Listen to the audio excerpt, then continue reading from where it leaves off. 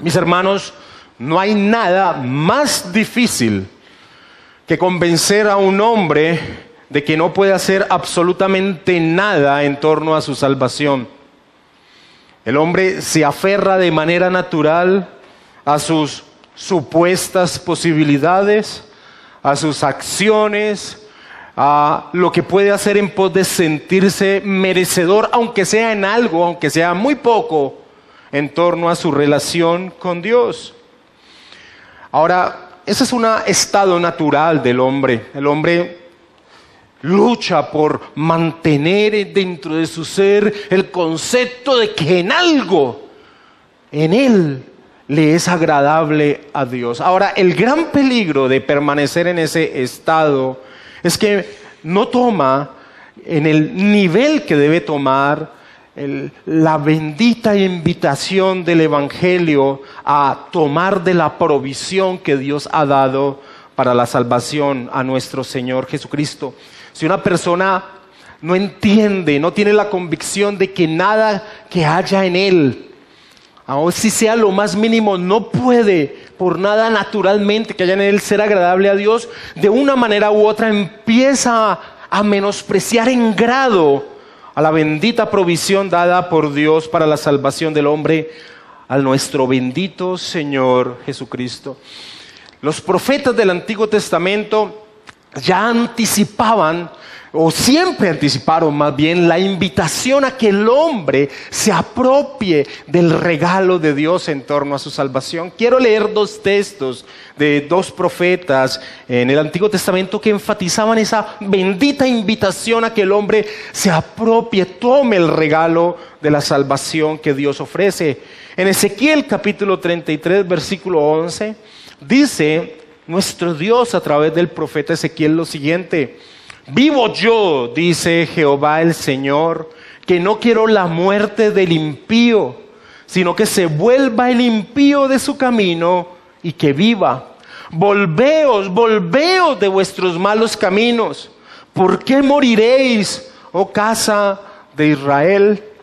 Y el profeta Isaías en el capítulo 55, versículo del 1 al 3, también exalta la invitación del Señor a venir a Él en pos de la salvación. Dice: a todos los sedientos, venid a las aguas, y los que no tienen dinero, venid, comprad y comed. Venid, comprad sin dinero y sin precio vino y leche. Es un regalo. ¿Por qué gastáis el dinero en lo que no es pan y vuestro trabajo en lo que no sacia? Oídme atentamente y comed del bien, y se deleitará vuestra alma con grosura. Inclinad vuestro oído y venid a mí. Oíd y vivirá vuestra alma, y haré con vosotros pacto eterno, las misericordias firmes a David. Cuando entendemos esto, cuando entendemos la voluntad de Dios presentando el mensaje del Evangelio siempre a su pueblo, podemos llegar a entender por qué el apóstol Pablo era tan insistente en el inicio de la epístola que escribe a los romanos, de dejar en claro que el hombre no tiene nada, absolutamente nada que él pueda hacer de lo que él sea en torno a poder por él mismo tener una aprobación delante de Dios. El apóstol Pablo describe el papel de un predicador del Evangelio de la siguiente manera en la segunda carta que escribe a los Corintios, en el capítulo 5, y voy a leerlo del versículo 17 al 20. Siempre me ha fascinado esa forma en que el apóstol Pablo expone cuál es el papel de alguien que predica el Evangelio, lo cual somos todos nosotros como cristianos. En 2 de Corintios, capítulo 5, versículo 17 en adelante, Pablo dice: de modo que si alguno está en Cristo, una nueva creación es. Las cosas viejas pasaron, he aquí todas son hechas nuevas. Y todo esto, esa maravillosa promesa que acabo de leer, todas las cosas son hechas nuevas, y todo esto proviene de Dios, quien nos reconcilió consigo mismo por Cristo y nos dio el ministerio de la reconciliación. que Dios estaba en Cristo reconciliando consigo al mundo, no tomándoles en cuenta a los hombres sus pecados, y nos encargó a nosotros la palabra de la reconciliación. Así que somos embajadores en nombre de Cristo, como si Dios rogase por medio de nosotros. Os rogamos en nombre de Cristo, reconciliaos con Dios. Cuando uno entiende entonces la invitación de la Escritura al impío a que no muera en su estado, sino que venga y se apropie del regalo de la provisión de Dios, entendemos la insistencia del apóstol Pablo por derrumbar, por destruir los falsos conceptos sobre los cuales habían vivido sus hermanos en la sangre, los judíos. Es debido a ese propósito, ese ardiente propósito que tiene Pablo y que cada uno de nosotros como creyentes, como cristianos deberíamos tener, de esa pasión por predicar el evangelio. Es por ese propósito que Pablo en el capítulo 4 de Romanos que venimos estudiando, ha traído al paradigma, al hombre muestra, ejemplo que tenían los judíos de cómo alguien podía tener una relación con Dios. Pablo trae en el capítulo 4 de Romanos al paradigma judío de cómo alguien es justificado delante de Dios. Trae a Abraham. Y hemos visto durante 2 enseñanzas que Pablo comprueba por medio de las Escrituras. Esa es la manera en que un creyente, en que alguien que tiene el Espíritu Santo cambia de presuposiciones. Cuando a alguien se le presenta un soporte escritural más fuerte del que él pueda presentar, el creyente cambia su convicción. Eso es lo que hace Pablo. Pablo, a través de las Escrituras, entonces presenta, muestra que Abraham no fue declarado justo por Dios por obra alguna que hiciese, sino por la fe que depositó en la promesa de la provisión que Dios mismo daría para la salvación del hombre. Eso es lo que ha hecho el apóstol Pablo. Para enfatizar esa verdad, el apóstol Pablo trae otro testigo, como hemos visto la semana pasada, y es al rey David, quien expresó, y lo encontramos en Romanos 4, versículos 7 y 8, de forma maravillosa, la provisión que Dios da en torno a la salvación. David mismo dijo: bienaventurados, gozosos aquellos cuyas iniquidades son perdonadas y cuyos pecados son cubiertos. Bienaventurado el varón a quien el Señor no inculpa de pecado. Eso es lo que hemos visto hasta ahora en Romanos capítulo 4 del versículo 1 al 8. Eso es lo que ha hecho el apóstol Pablo hasta ahora en torno a Abraham y cómo él fue aprobado delante de la presencia de Dios, cómo él fue declarado justo. Ahora, Pablo conocía bien a sus connacionales. Él había tenido esas convicciones en el pasado. Y Pablo sabía que el judío se seguiría aferrando a algo que pudiese presentar en torno a Abraham, que Abraham hubiese hecho para poder ser aprobado por Dios. Y por eso Pablo, lo que sigue del capítulo 4 de la epístola a los romanos, va a exponer, va a tirar por el piso eso que aún el judío podría agarrarse o sacaría como muestra de que Abraham fue aprobado por algo que hizo, tratando de desvirtuar lo que el apóstol Pablo ha enseñado, que el hombre es justificado solo por la fe y no por alguna obra de la ley. El judío aún se aferraría, y Pablo lo sabe, al rito de la circuncisión y al someterse, al aferrarse a la ley de Dios como medio de salvación. En el día de hoy veremos cómo el apóstol Pablo destruye esa primera guarida, si le pudiéramos llamar así, donde el judío trataría de refugiarse. El rito de la circuncisión, es decir, el judío trataría de mostrar: espérate, Pablo, Abraham fue justificado porque fue circuncidado. Pablo va a entrar a destruir esa guarida donde el judío trataría de adentrarse. Cuando veamos eso, lo que expone el apóstol Pablo, entonces vamos a ver las implicaciones que tiene para nuestra vida como cristianos esa exposición y ese derrumbe de concepto que hace Pablo en torno a lo que pensaban los judíos.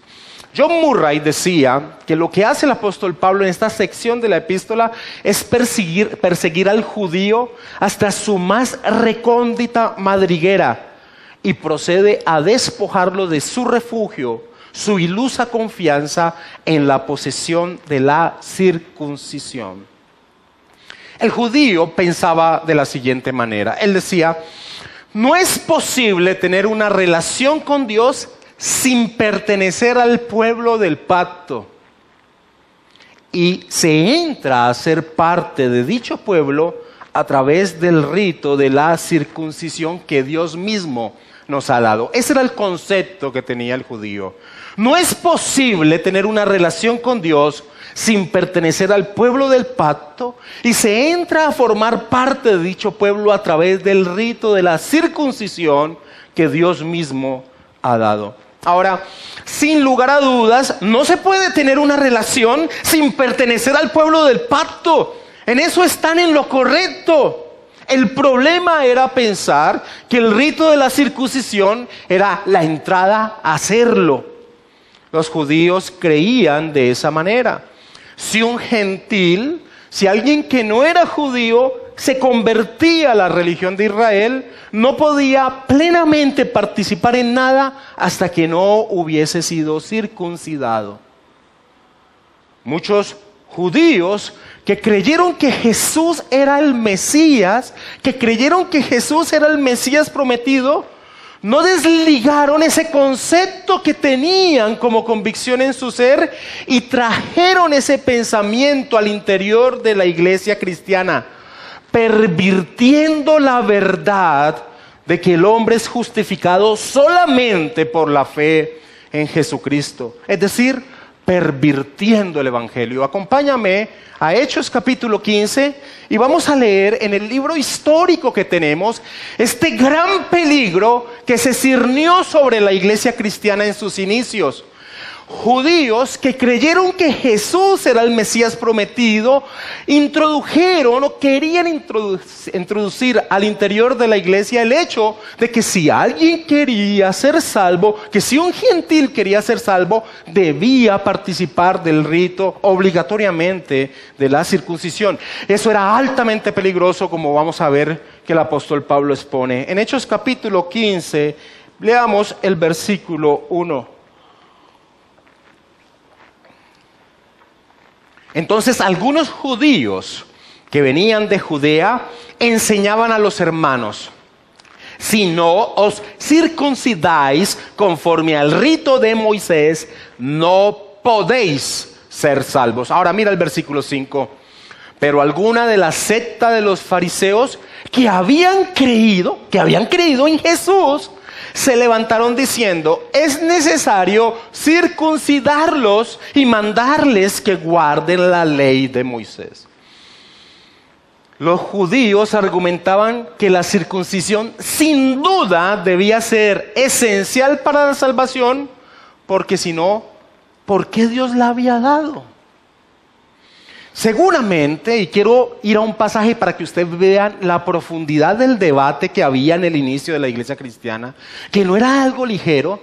Sin lugar a dudas, los judíos sacarían a relucir a Pablo, expondrían a Pablo, Génesis capítulo 17. Leamos por favor Génesis capítulo 17, del versículo 10 al 14, para que mira la profundidad de lo que aquí se está presentando. Ellos traerían las escrituras y le dirían a Pablo: Pablo, ¿cómo estás diciendo tú que no hay necesidad de que se circunciden los gentiles? Mira lo que dice la escritura. Traerían Génesis capítulo 17, versículo 10 en adelante. Cuando Dios le dio a Abraham el rito de la circuncisión, le dijo: este es mi pacto que guardaréis entre mí y vosotros y tu descendencia después de ti. Será circuncidado todo varón de entre vosotros. Circuncidaréis pues la carne de vuestro prepucio, y será por señal del pacto entre mí y vosotros. Y de edad de 8 días será circuncidado todo varón entre vosotros por vuestras generaciones, el nacido en casa y el comprado por dinero a cualquier extranjero que no fuere de tu linaje. Debe ser circuncidado el nacido en tu casa y el comprado por dinero, y estará mi pacto en vuestra carne por pacto perpetuo. Y el varón incircunciso, el que no hubiere circuncidado la carne de su prepucio, aquella persona será cortada de su pueblo, ha violado mi pacto. Sin lugar a dudas, los judíos sacarían este texto de las escrituras, de las sagradas escrituras, y les pondrían a Pablo el hecho de cómo iba a enseñar él que no había necesidad de ser circuncidado. Tan fuerte era este pensamiento para los judíos que los rabinos decían lo siguiente: ningún israelita circuncidado descenderá al infierno. Abraham se pondrá a la puerta del infierno para evitar que esto ocurriese. Tan firme era su creencia en torno a este aspecto, a este rito, que llegaban a decir que si había un judío, un israelita muy malvado, decían lo siguiente: ningún hombre circuncidado entrará en el infierno. Así que en torno a ese hombre malvado, ellos creían que un ángel descendería para estirar el prepucio de los judíos muy pecadores, para así evitar que bajaran al infierno circuncidados. Era tan fuerte que nos parece ridículo, eso está chistoso cuando uno se hace la imagen, ¿cierto?, de lo que ellos pensaban, pero muestra la fuerza que tenía dentro de ellos el aspecto del rito de la circuncisión. Ahora, el apóstol Pablo sabía que añadir algo a la verdad de que el hombre es justificado solo por la fe era destruir el evangelio, era destruir las buenas nuevas que Dios había dado al hombre. Por eso, y acompáñame a Gálatas, por eso en la epístola a los Gálatas, básicamente esa es la epístola, el cuerpo de la epístola. Gritarle a las iglesias de a las iglesias de la región de Galacia, gritarles que lo que les estaban enseñando los cristianos judaizantes era peligrosísimo. En eso se basa la epístola a los Gálatas. Y quiero mostrar 3 pasajes para que nos hagamos una idea de la guerra que tuvo el apóstol Pablo en torno a este punto. En Gálatas capítulo 1, versículo 6, Pablo dice: a los cristianos gentiles de las iglesias de Galacia, estoy maravillado de que tan pronto, y mira estas palabras lo fuerte, son muy fuertes. Estoy maravillado de que tan pronto os hayáis alejado del que os llamó por la gracia de Cristo. Es decir, haberse alejado de Dios mismo. Estoy maravillado de que tan pronto os hayáis alejado del que os llamó por la gracia de Cristo para seguir un evangelio diferente. No que haya otro, sino que hay algunos que os perturban y quieren pervertir el evangelio de Cristo. Estas son palabras muy duras, pero este es el peligro que había, que los judaizantes, que los cristianos judaizantes estaban enseñándole a los gentiles que tenían que circuncidarse para ser salvos. Mira el versículo 8. Mas si aún nosotros, dice Pablo, si aún nosotros o un ángel del cielo os anunciare otro evangelio diferente del que os hemos anunciado, sea anatema. Es una maldición. Si alguno de los apóstoles o aún un mismo ángel que desciende del cielo les predica a ustedes un evangelio diferente del que se les ha predicado, que el hombre solamente es justificado por la fe sin ninguna obra posible que pueda hacer, queda reservado para la ira de Dios. Es lo que está diciendo el apóstol Pablo. Acompáñame al capítulo 5 de Gálatas y mira el versículo 2 al 4. He aquí, yo Pablo os digo que si os circuncidáis, de nada os aprovechará Cristo. Y otra vez testifico a todo hombre que se circuncida, que está obligado a guardar toda la ley, cosa que era imposible para el hombre. De Cristo os desligasteis, los que por la ley os justificáis, de la gracia habéis caído. Era un tema tremendo, era un tema brutal, era una lucha brutal la que el apóstol Pablo emprendió en pos de proteger la pureza del evangelio, de las buenas noticias de Dios. Así de grave es sumar algo a la obra de Cristo. Obra, pensamiento, acto litúrgico, lo que sea que se sume a la obra de Cristo en pos de la salvación del hombre, es destruir el evangelio. La salvación solo es de Dios, solo a Él sea la gloria. Cualquier aspecto que se suma destruye el resultado final de la salvación del hombre, la sola gloria de Dios. Es más, estoy seguro que ustedes, los que han estado atentos en esta serie de predicaciones de Romanos, en la cual nos encontramos ya en la predicación 28, ustedes recuerdan que Pablo ya ha desvirtuado la circuncisión antes, al inicio de la epístola. Acompáñame a Romanos capítulo 2, versículo 25.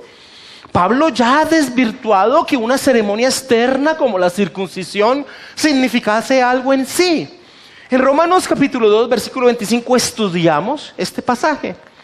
Pues en verdad la circuncisión aprovecha si guardas la ley. Pero si eres transgresor de la ley, tu circuncisión viene a ser incircuncisión. Si pues el incircunciso guardase las ordenanzas de la ley, ¿no sería tenida su incircuncisión como circuncisión? Y el que físicamente es incircunciso, pero guarda perfectamente la ley, te condenará a ti, judío, que con la letra de la ley y con la circuncisión eres transgresor de la ley. Pablo ya había desvirtuado que un acto externo pudiese significar algo. ¿Por qué Pablo vuelve y trae este tema? Porque Pablo ha llegado a la conclusión en el capítulo 3, versículo 28 de Romanos, que ya lo hemos leído muchas veces, de que el hombre es justificado por fe sin las obras de la ley. Así que ahora va a reforzar su posición escrituralmente. ¿Por qué?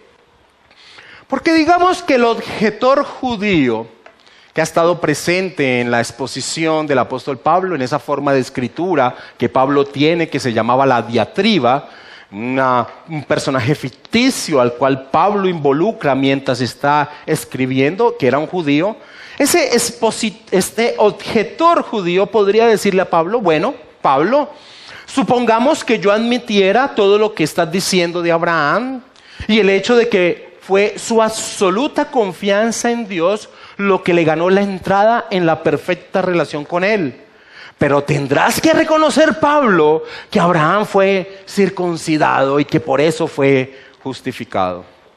Así que, teniendo a Abraham como el paradigma que el judío aceptaba de cómo un hombre era justificado, era aprobado por Dios, el apóstol Pablo va a entrar a desvirtuar escrituralmente el concepto de la necesidad de la circuncisión para ser salvo, para ser aprobado por Dios. Leamos el texto de esta mañana de estudio, Romanos capítulo 4, versículo del 9 al 12.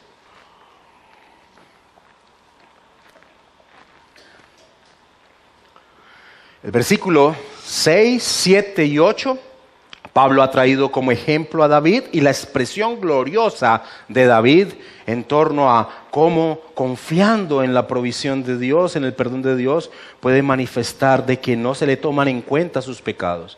A partir de esa declaración de David, continúa Pablo y hace una pregunta retórica que es común en él cuando inicia un aspecto nuevo a tratar. Es pues, versículo 9, es pues esta bienaventuranza que acaba de dar David, que dice la escritura en el Salmo 32, es pues esta bienaventuranza solamente para los de la circuncisión o también para los de la incircuncisión. Porque decimos que a Abraham le fue contada la fe por justicia. Es el pasaje que ha venido tratando Pablo desde el versículo 3, que es Génesis 15:6. ¿Cómo pues le fue contada? ¿estando en la circuncisión o en la incircuncisión? Y él mismo responde, no en la circuncisión, sino en la incircuncisión. Y recibió la circuncisión como señal, como sello de la justicia de la fe que tuvo estando aún incircunciso, para que fuese padre de todos los creyentes no circuncidados, a fin de que también a ellos la fe les sea contada por justicia. Y padre de la circuncisión, para los que no solamente son de la circuncisión, sino que también siguen las pisadas de la fe que tuvo nuestro padre Abraham antes de ser circuncidado. Ese es el texto que vamos a estudiar en esta mañana, entendiendo cuál es el propósito que tiene el apóstol Pablo con todo el contexto que ya expliqué al inicio de esta enseñanza.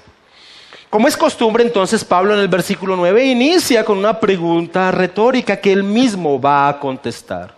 ¿Es pues esta bienaventuranza que da David, que está registrada en el Salmo 32, solamente para los de la circuncisión o también para los de la incircuncisión? ¿Es pues esta bienaventuranza que ha dado David solamente para los que están circuncidados o también aplicaría para los que están incircuncisos? Y trae el texto que ha venido tratando, porque decimos que a Abraham le fue contada la fe por justicia.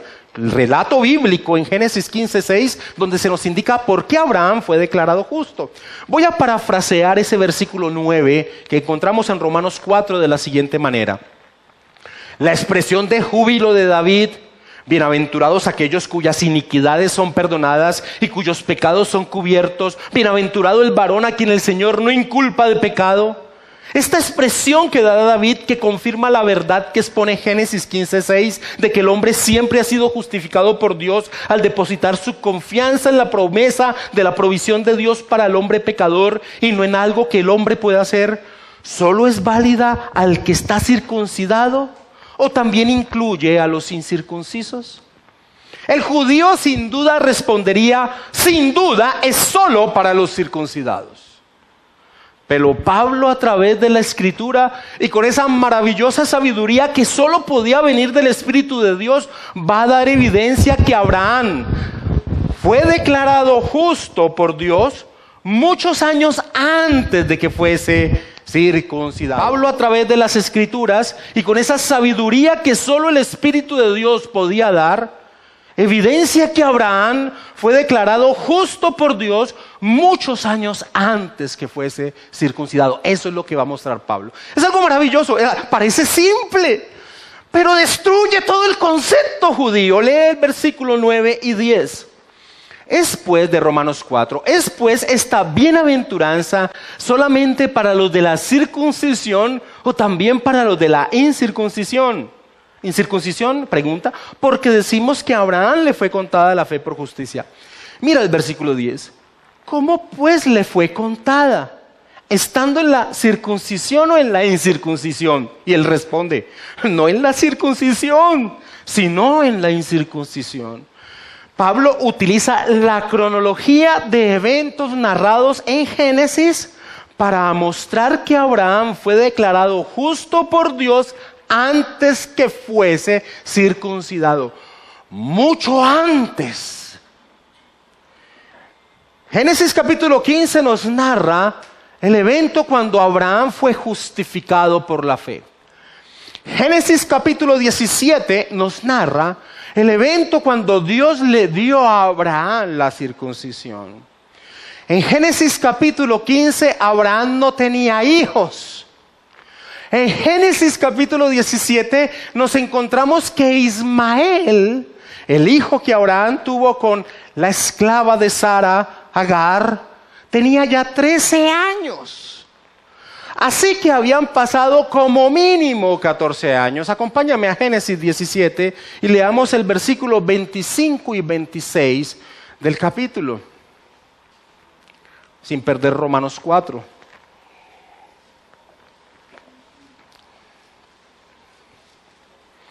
Génesis capítulo 17, versículos 25 y 26. E Ismael, su hijo, era de 13 años. Ya Abraham ha pasado 13 años mínimo, 14 años tal vez. E Ismael, su hijo, era de 13 años cuando fue circuncidada la carne de su prepucio. en el mismo día fueron circuncidados Abraham e Ismael, su hijo. Así que como mínimo habían pasado de 13 a 14 años.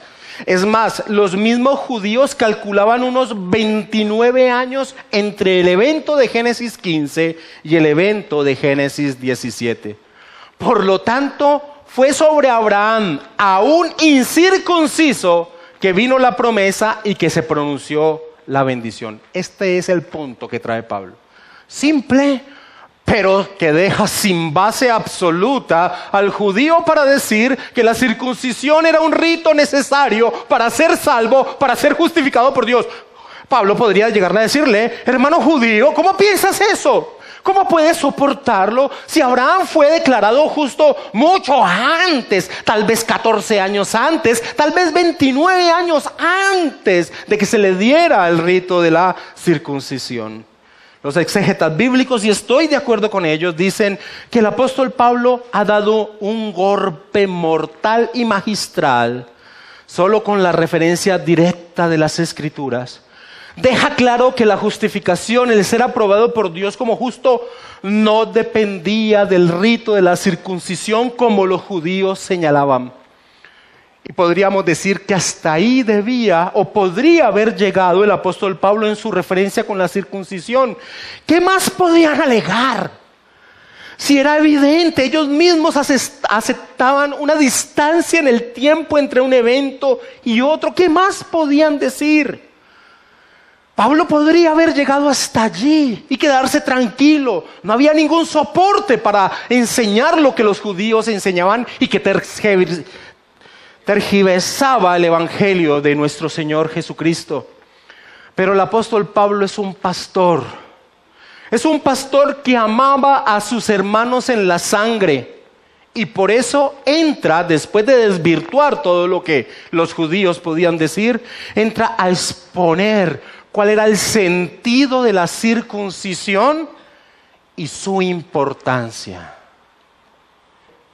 Sin lugar a dudas, la circuncisión no tenía el propósito de justificar, pero sí señalar la fe, la confianza que depositó Abraham en que Dios cumpliría su promesa. Leamos la parte A del versículo 11 de Romanos capítulo 4.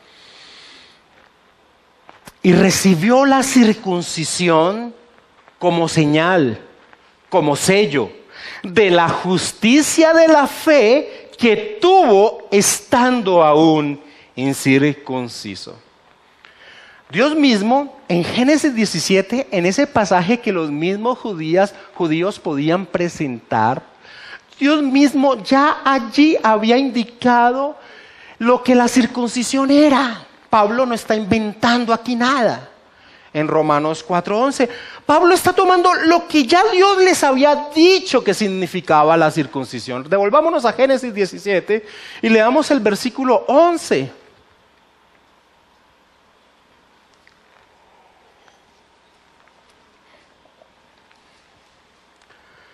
Dios les había dicho: circuncidaréis pues la carne de vuestro prepucio y será por señal del pacto entre mí y vosotros. Y Pablo dice en el versículo 11 de Romanos 4, y recibió la circuncisión como señal, como sello, ¿de qué? De la justicia de la fe que tuvo estando aún incircunciso.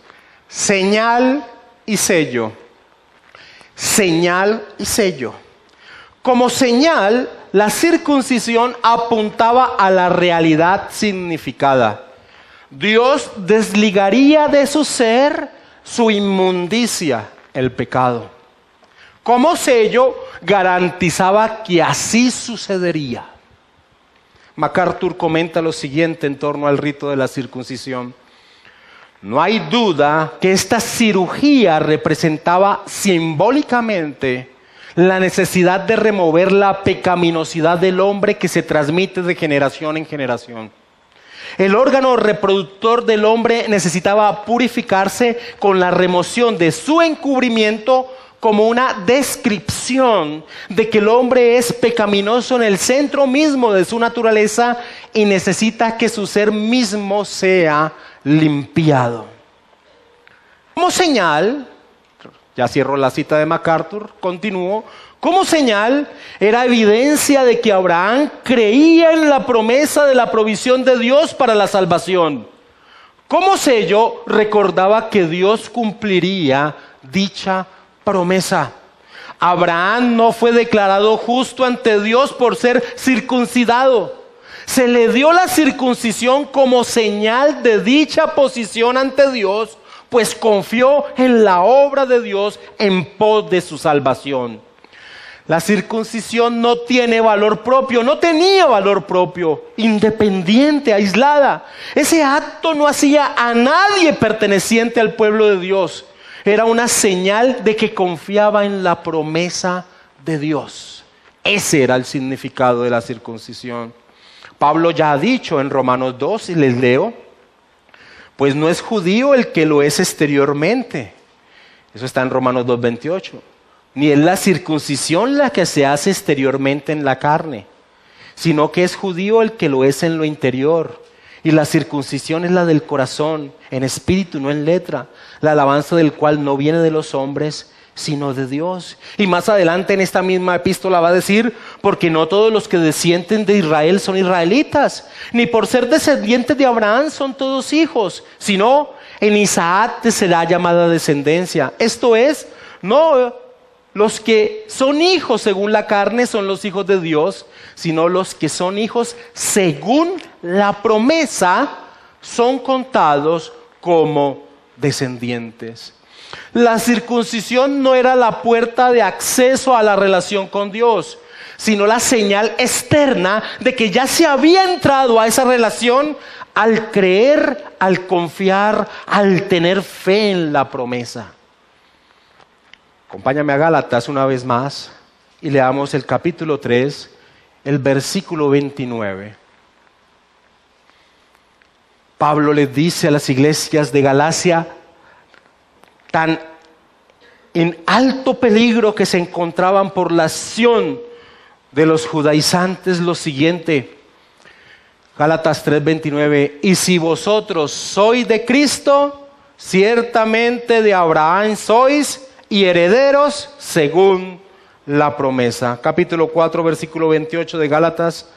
Así que, hermanos, nosotros como Isaac somos hijos de la promesa. El que se le contara como justicia a Abraham no tenía nada que ver con la circuncisión, sino con la fe que depositó en la promesa de Dios. Y allí estaba el valor de la circuncisión, en que era un testimonio visible de que confiaba en el actuar de Dios en pos de su salvación. Pero mis hermanos, entendiendo entonces qué significaba la circuncisión, cuando vino el cumplimiento de la promesa, ¿qué significado tendría apuntar a algo ya cumplido?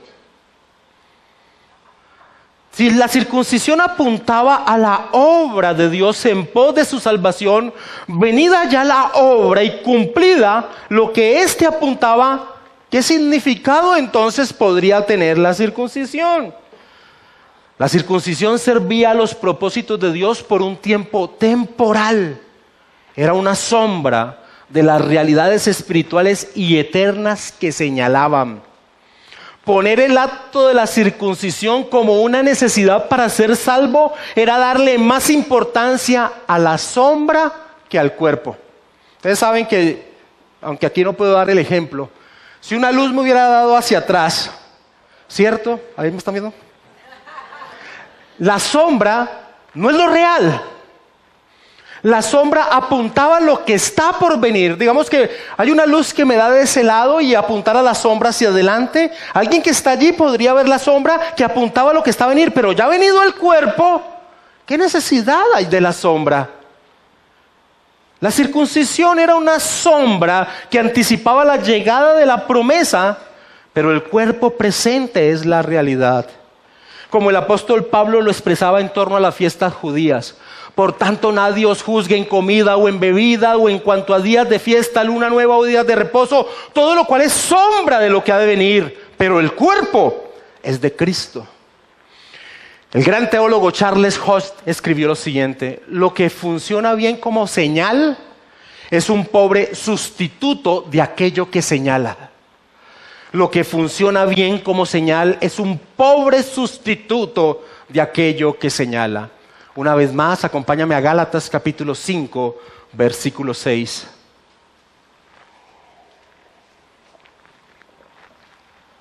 Porque en Cristo Jesús, la realidad del cuerpo, la promesa cumplida, porque en Cristo Jesús ni la circuncisión vale algo, ni la incircuncisión, sino la fe que obra por el amor. Ahora, después de que el apóstol Pablo ha dejado claro el significado de la circuncisión, entra a mostrar algo que es maravilloso. Dios es un Dios providente. Dios controla todos los acontecimientos del mundo. Y cada acontecimiento del mundo tiene un propósito para Dios. Y el Pablo va a mostrar de que Abraham hubiese sido declarado justo antes de que fuese circuncidado. Fue manejado todo por Dios. Estaba dentro del plan de Dios para que nadie pudiese entonces señalar que un acto externo era indispensable para ser salvo. Mira lo que dice en la parte B del versículo 11, después de exponer el significado de la circuncisión. Inicia con un ¿para qué?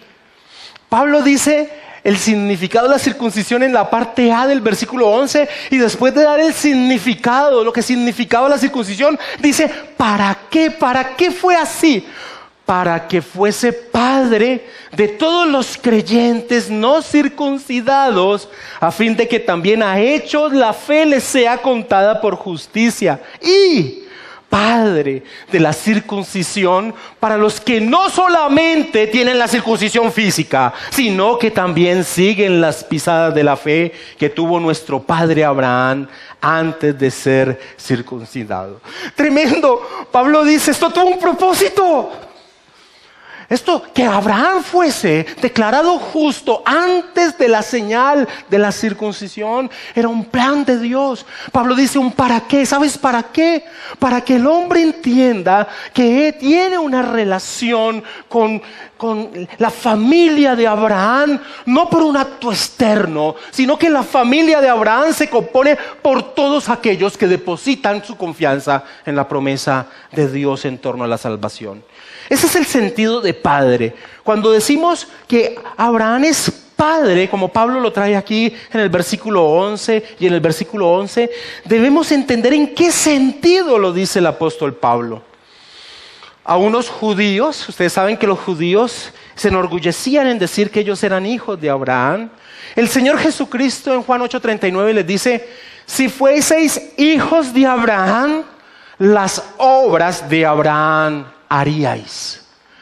Ya hemos visto cuál es la obra de Abraham: creer, tener fe en la promesa de Dios.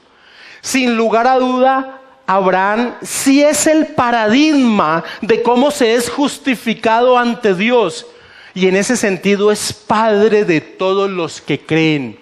Él es el ejemplo escritural que encontramos en una referencia directa de cómo un hombre es justificado por Dios. Por eso es padre de aquellos que actúan como Él actuó.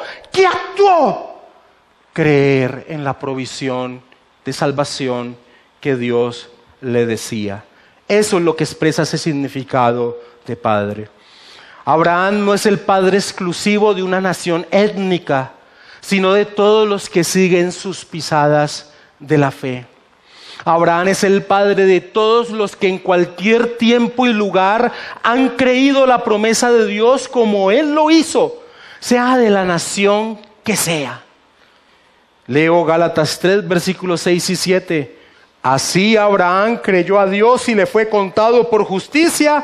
Sabed por tanto que los que son de fe, estos son hijos de Abraham. Sabed por tanto que los que son de fe, estos son hijos de Abraham. Ahora, Abraham no fue el primer hombre justificado. ¿Qué podríamos decir entonces de Abel, de Noé, de todos aquellos que lo antecedieron? Sino que Abraham es el hombre que clara y explícitamente se muestra la forma en que un hombre es justificado por Dios. Pablo entonces ha demostrado en este capítulo 4, del versículo 1 al 12, primero del versículo 1 al 8, que el hombre no es justificado por obra alguna que haga.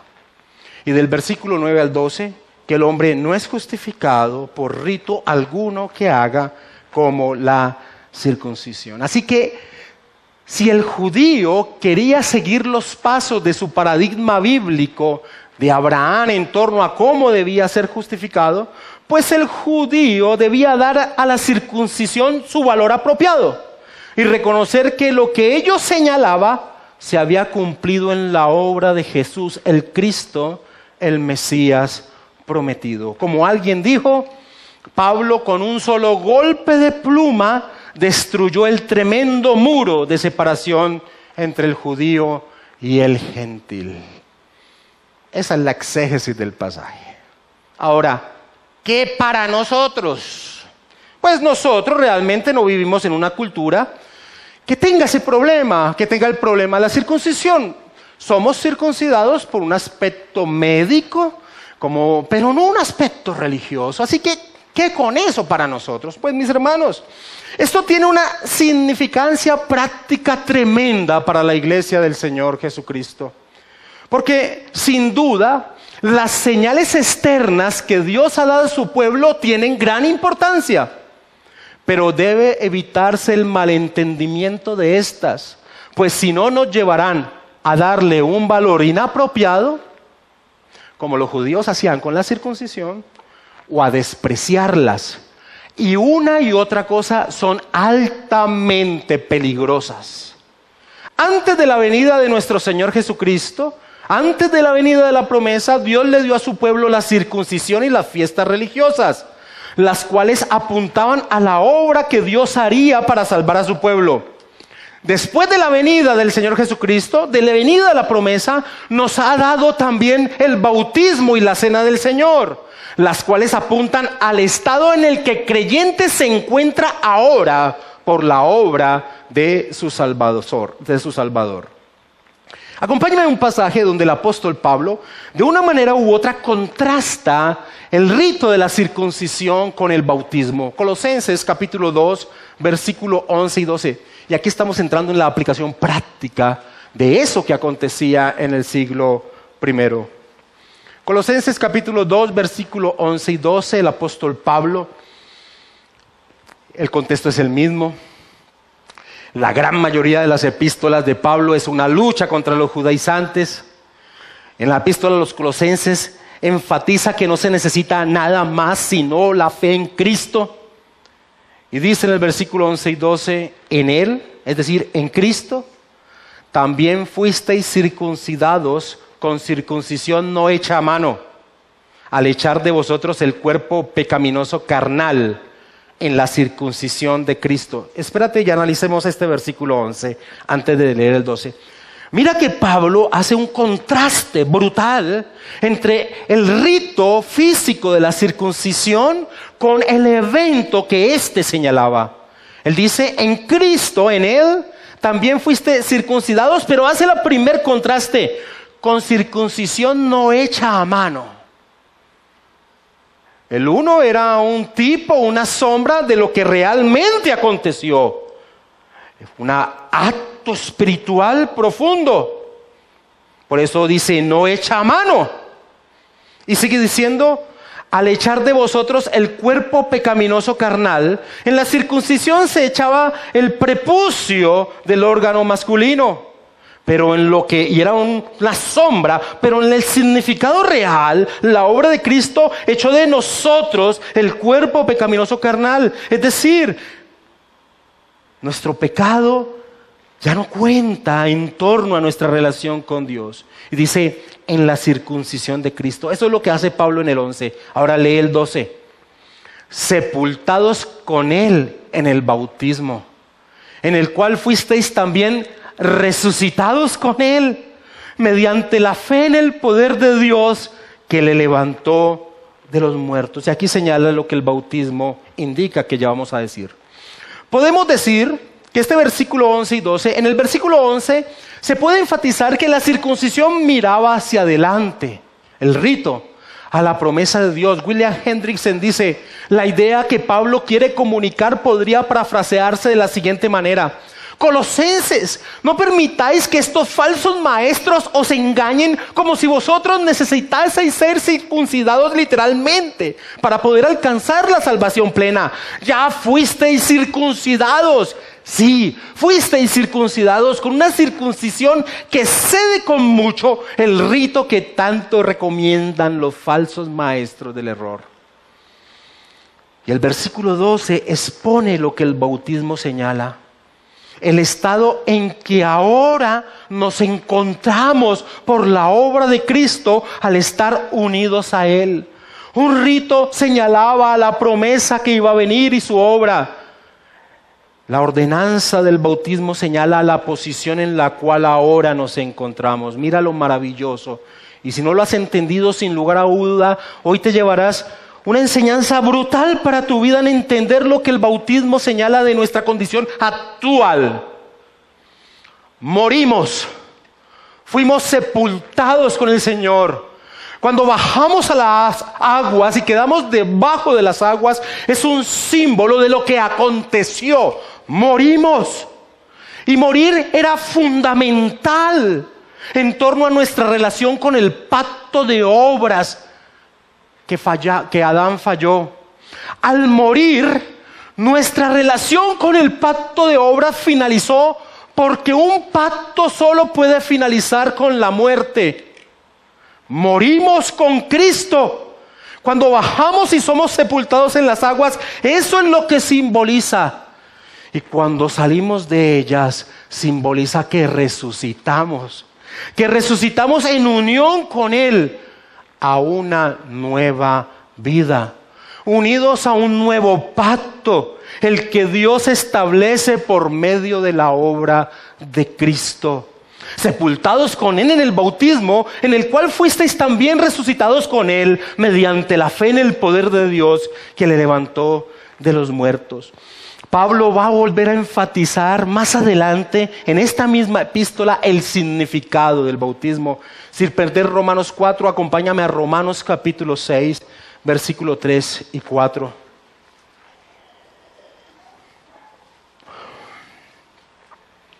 ¿O no sabéis que todos los que hemos sido bautizados en Cristo Jesús, hemos sido bautizados en su muerte?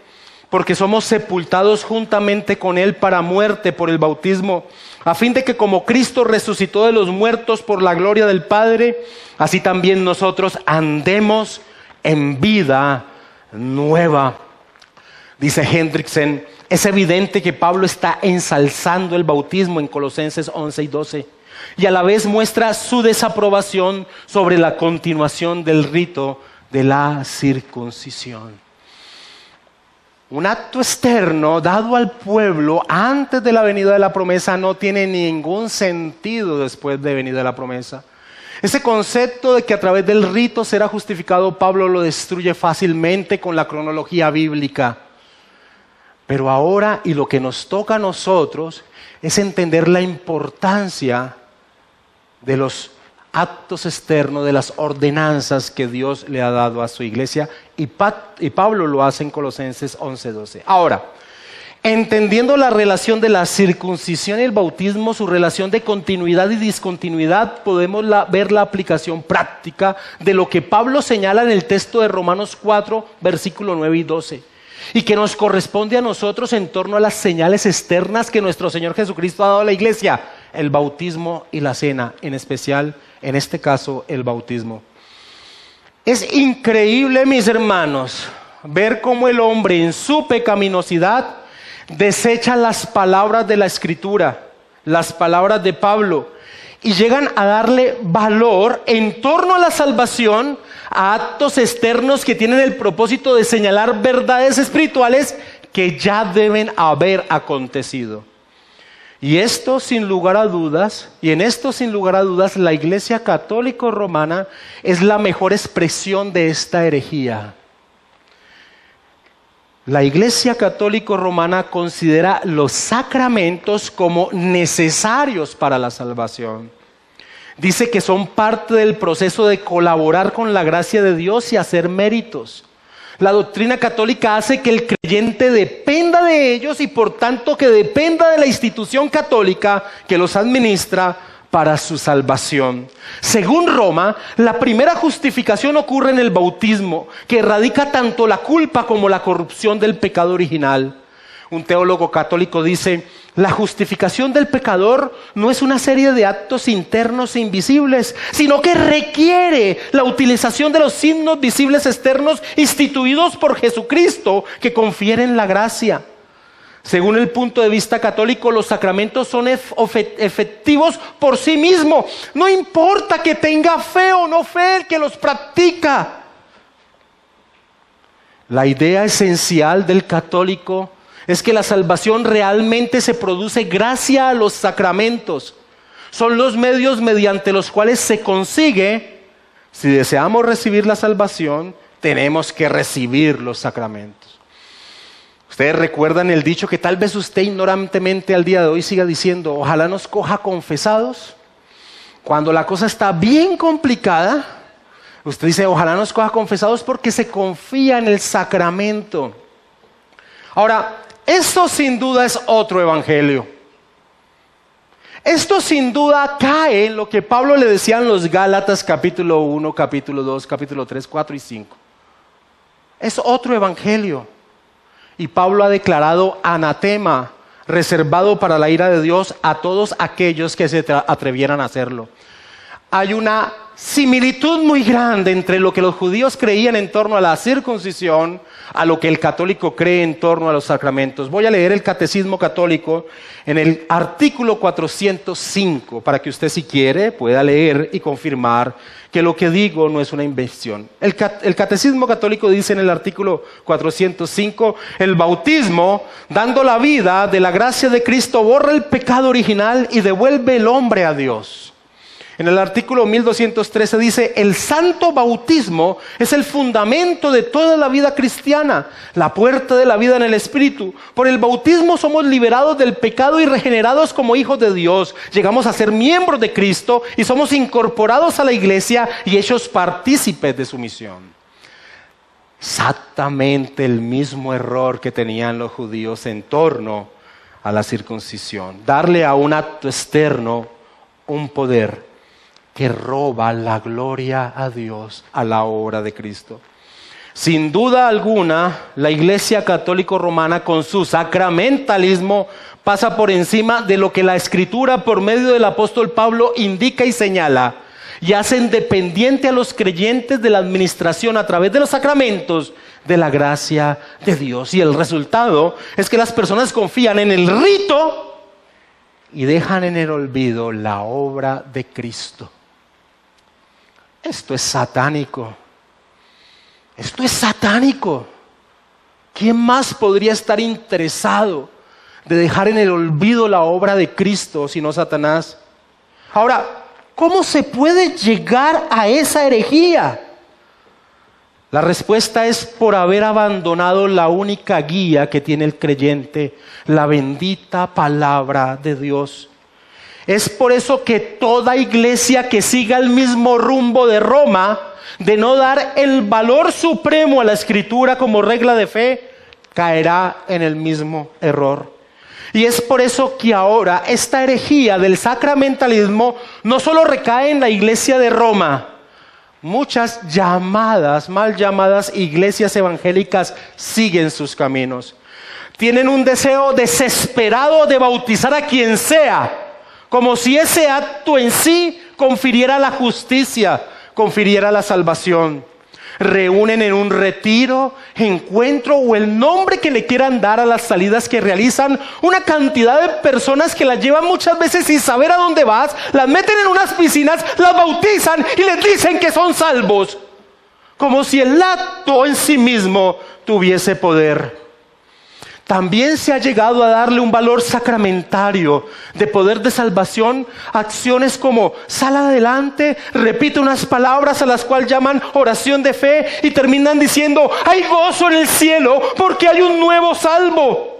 Porque ha declarado con su boca que Jesús es el Señor, como si el acto de repetir esas palabras tuviesen poder en sí mismas.